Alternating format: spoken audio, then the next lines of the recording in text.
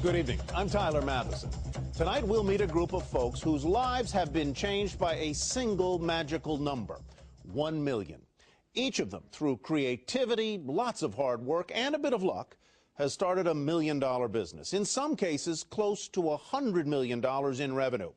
And they've all done it by taking an otherwise ordinary idea and turning it into an extraordinary success story.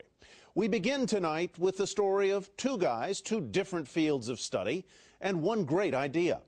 Childhood friends Adam Lowry and Eric Ryan figured out a way to blend their scientific and advertising backgrounds into a powerful and environmentally friendly business. Water helped forge a friendship between Adam Lowry and Eric Ryan when they were kids. And that's how we met as little junior sailors on Lake St. Clair and in the Detroit area. Later, college and careers took them both to San Francisco. Well, he was living down the street with 5 guys and arguably was an adult fraternity home, right? So we're in our 20s, and clearly they were having a lot of fun down there. Soon, Eric moved in and joined the party, but the two also had business on their minds. I think we both kind of grew up with that passion to eventually try to do something on our own. And I came from an advertising background, so I just started looking for industries that I felt were ripe for disruption. I was looking at this wanting to find a way to use business as a positive force for social and environmental benefit. And I kind of started to think, okay, where is the stuff most toxic and most ugly? Together, they decided to clean up cleaning products, and Adam, the scientist, went to work.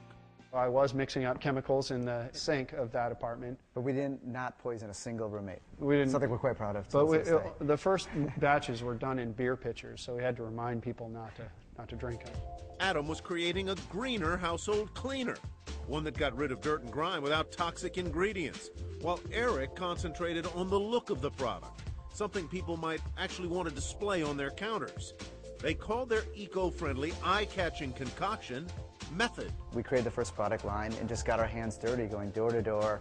Go find that grouchy store manager at 6 a.m. From there, we just built up 20 stores and hand delivered it, and we could see that we were onto something. But they needed more money to keep up with demand. We scrounged together 200 grand from a lot of people putting in nickels and dimes, just betting on us. So you just do everything possible to make sure that this is going to be a success. Yeah, I didn't want to lose Grandma Vera's money. And there were other hurdles, like finding a manufacturer, getting $1 million in outside funding to increase production, and convincing Target to distribute Method products. They didn't like the name, they didn't like the size, they didn't like anything about it. And so as entrepreneurs, it's persistence, right? We had to find a way in there. The key? Their revolutionary idea. An upside-down dish soap that was nothing more than a picture at that time. And so I was working hard on the prototype. I overnighted the product to these guys. And I remember the senior buyer dispensing, and he's like, oh my God, he's like, even I would use this. Which it was just like, okay, we're saved. A, it worked, and B, he loved the concept. And then while Eric's thinking, hey, we're saved, I'm thinking, oh my God, we're screwed. How are we gonna do this? Because how are we going to get this product out? Somehow they managed to do it. And these days, their manufacturers pump out about 130 different Method products, from hand soaps and body washes to dish soaps and bathroom cleaners. Not only are the products environmentally friendly, much of the packaging is made from 100% recycled plastic. And the Method team continues to innovate. We're going to position this as pure, like a pure plant softener. We have experts in this building in design, in fragrance, in green chemistry, in packaging sustainability. A spark can happen in any one of those places. Adam and his green chemists now have a real lab where they can experiment with different formulations and even create new materials. This is actually a super powerful solvent that's derived from things like corn stover and natural materials rather than petroleum materials. Of course, Eric and Adam still bring new products home to test. But these days, the testers are often family members, like Eric's wife, Ingrid. He brings things home and likes to kind of watch me use them, like if it's a new concept. And no one's off limits. We like to say we actually test on our own children.